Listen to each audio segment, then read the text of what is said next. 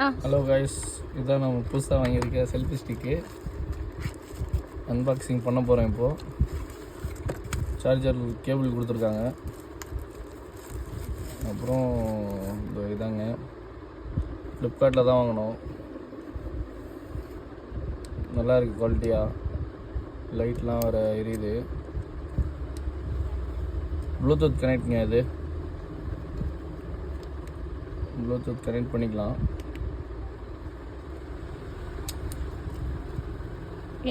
பெருசாகவும் வைக்கலாம். இப்படி